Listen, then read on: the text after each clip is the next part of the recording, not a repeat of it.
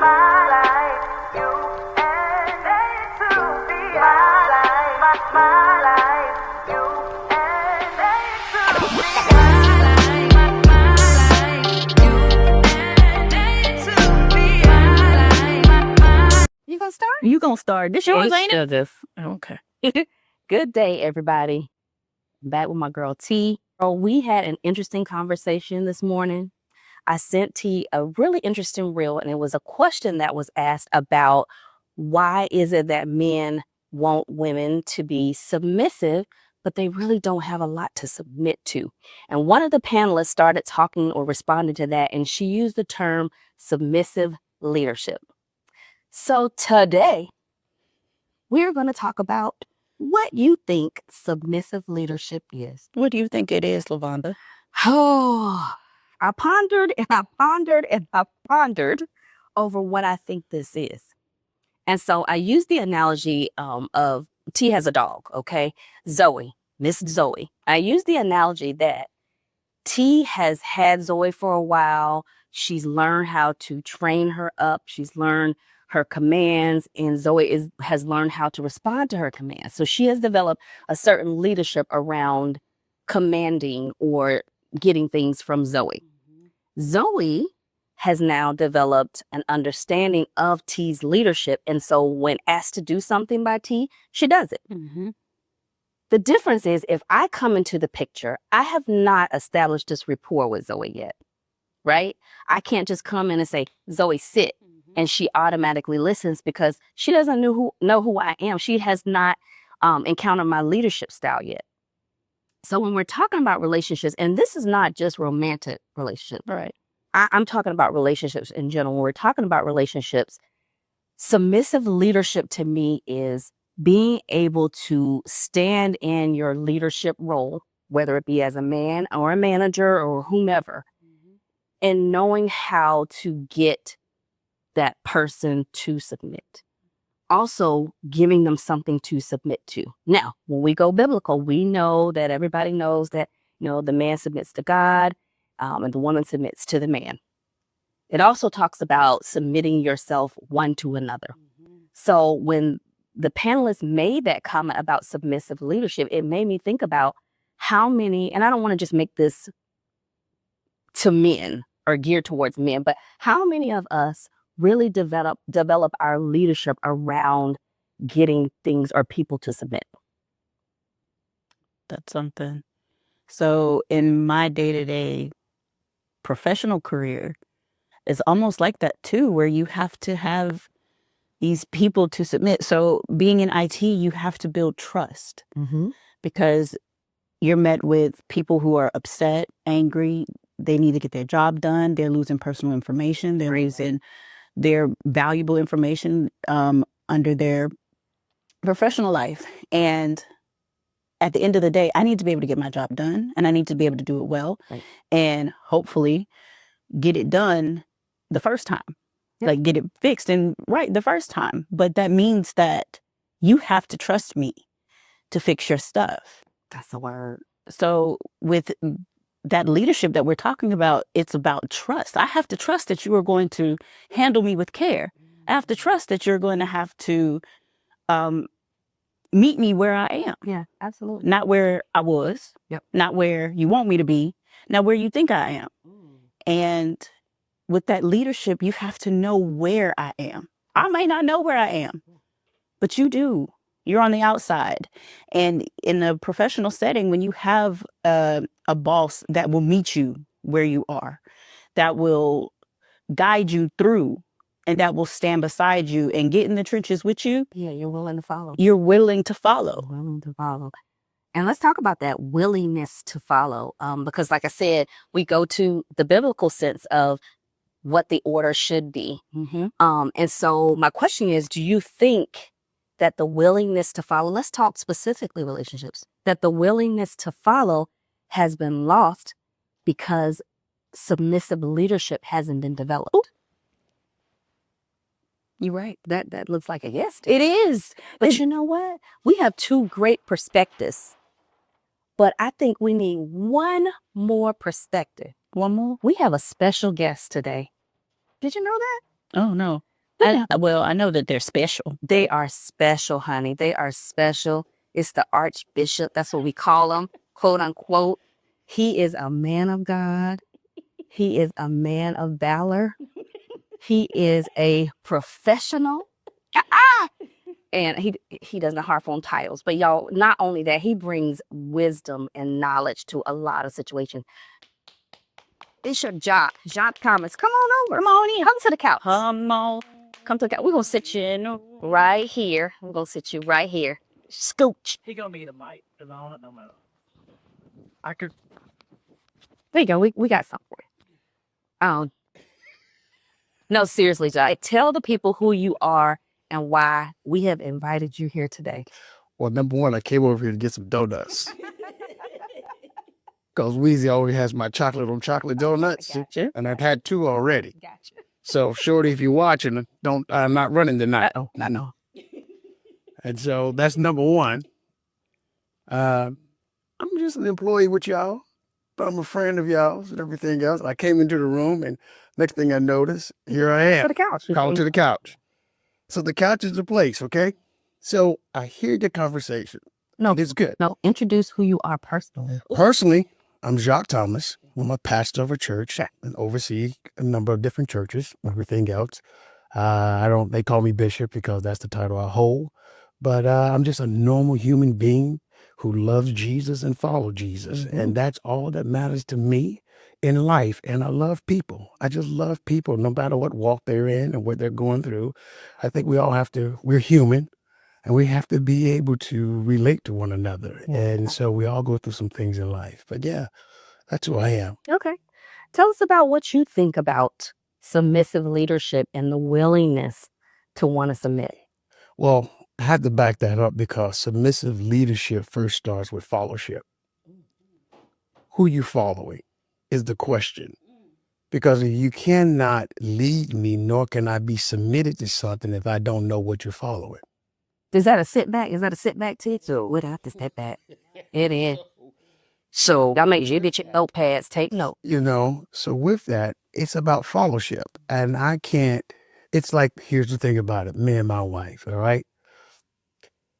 She's always asked me the question, what you following? Mm.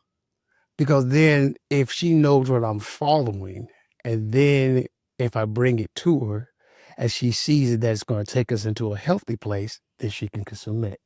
Come on, watching. So then she can automatically submit to my leadership. Yeah, absolutely. But at the same time, it's always the question who you're following. So followership has to be the first thing first. You can't lead me if I don't know what you're going to follow. That's it. That's it. And so submitting to that, let's go back to that. And I heard you talk about it like Christ. We always use that verse. Husband love your wives, Christ love the church, and women submit to the husband. But we don't exegesis it correct. Christ says to what in the gospel? He says, I only say what I hear my Father say and do what I see my Father do. Yeah. So he follows his Father. Right. Then he asks us to follow him. Right. So then we know the order of leadership and submitting. Yep. And so when you don't know what you're following, how can you lead me? How would I want to be submitted to something that ain't going to work? T, you work in IT, you know for sure fact. I have to look, when I call you, I have to rely on your followership because you know the instructions of how it works. So I have to be able to submit to you in order to be able to do my job. Yeah, that's good. I wish they would do that with HR as well. Yeah, just trust us. Trust it, but so it's all about followership. That's the whole deal. You can't get good leadership if you don't have good followership. And so who's following who and how we're going to do that? And if I know if I'm following you, LaVonda, no matter what, if I know for sure fact, LaVonda says, this is where we're going. This is what we're going to be doing. Right.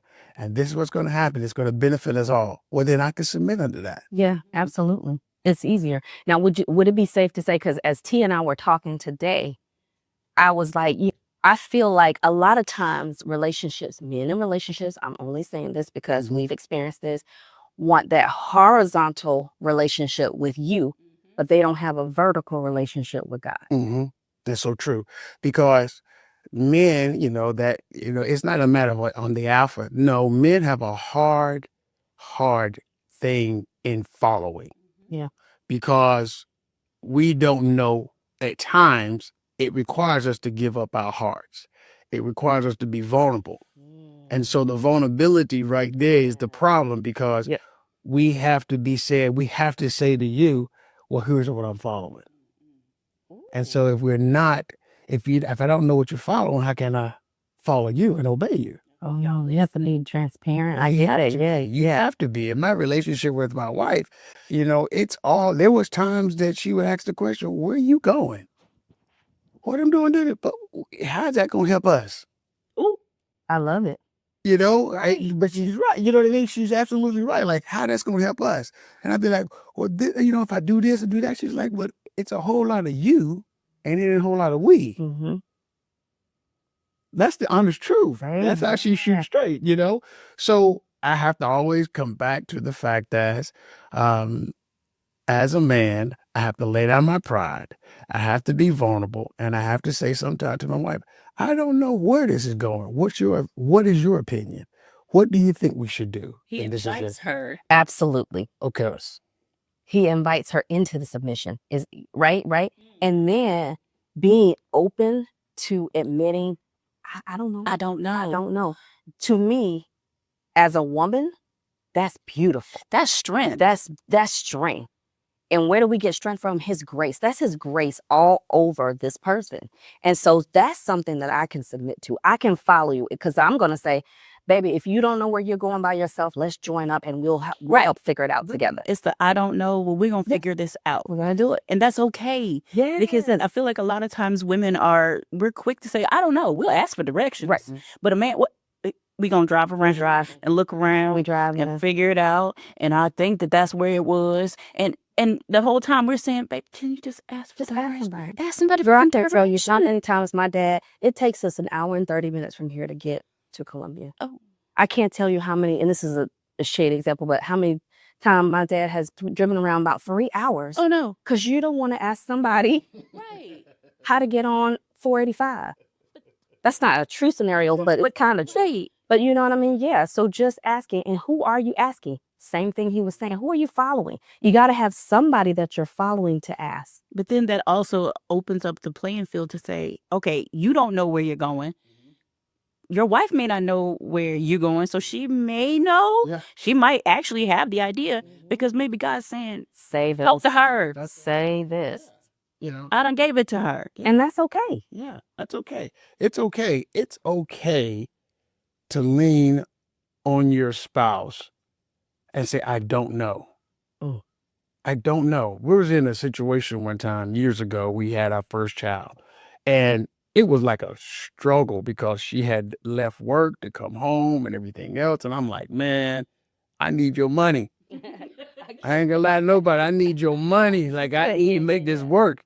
So we were just sitting there and everything else, and we're just trying to figure it out. And I came home one day and I was just frustrated about some stuff. And she just looked at me. She says, Jock, today I have enough of faith for us both. You ain't got to try to put it all on you today. Now, here's the thing about it. Some men would say, man, I don't know if I would have did that. Man, I cried because somebody said, today I got your back. Yeah. Today I'll lead. Today I'll guide us through it. Because why? I needed that moment because I don't have all the answers to everything in And life. you know what the beautiful thing was? You allowed that to happen. Yeah. You didn't fight her back and you didn't puff up and say, I'm the man. You allowed her to do that, which shows that you were more of a man by just submitting. Submitting. Yeah. I mean, think about it. This is the hardest part. And from the faith, we have the hardest part submitting to the Holy Spirit because he requires us to listen and to guide us. Jesus says, I give you the Holy Spirit, that he would teach you all things and guide you. The hardest part is the fact that listening to him to guide us because we go, is that right or is that wrong? Well, number one, if you're not submitted unto Christ and following and leading in that direction, then you're not going to submit to that. I'm gonna sit back on that. That's a sit back room. I'm gonna sit. You're not going to sit back. You're not going to listen to the Holy Spirit's voice. You're not going to listen to the guidance. Because why? Because I'm not fully submitted to Christ. I'm not fully walking in the direction of his teaching, And so what do we do when we get in those places of our life? Well, God, send me somebody to confirm this word. I always say this about confirmation. Confirmation comes because you were just disobedient, didn't do it the first time. Ding, ding, ding, ding. That part you got confirmation because you didn't do it the first time. Do it the first. You knew what was right. You just didn't want to do it. So God just sent somebody along to tell you what to do because you wasn't going to listen to him in the first place. That's it. So then when you go back to following, why us as men sometimes have a hard time following and then want you to be submitted because we know somebody's going to come along and tell us what's right. We just don't want to listen to it. Hear it. Don't want to hear We it. want to do it ourselves. And that's the downfall that we have. T. Sit in that one. We're going to sit in that one because that right there, you bring a refreshing male perspective and a realistic male perspective, not just biblically, but reality. And that's for anything, though. So just to let you guys know, submit vertically first, and then you can get that horizontal alignment that comes along with seeking him first and all other things being added. And that stuff, you hear it all the time, but it's real. It is real. It's real. We appreciate your perspective today. Well, thank you. Your wisdom and your knowledge. Well, thank you. And just show all around shine. I didn't know I had all that in me there today. Appreciate y'all. Thank you for coming to the couch, Bishop. Sit right there. T, any last thoughts, any final thoughts for the people? No, I don't think so. I think Jacques said enough. He did. He closed us right on out. He did. Brought it right. Yes, he did it. Did you? Yeah. He did it. He did it. He did it. But y'all, just think about submissive leadership and everything that we talked about. I hope you took notes and wrote down some of the nuggets that the good bishop brought you. I see some people that have taken notes. They got their pencil and they were real good notes, like detailed notes. I know. But just think about these things in your relationships, whether it be romantic or professional or what have you. And I promise you, at the end of the day, we will all be better. Until next time, don't let your gray space be your dead space. That was it? Oh, yeah. Okay. I thought you was raising your hand. No, I was waiting for you. The drinking the water and the. We done. Peace. My life, you and they to be my life.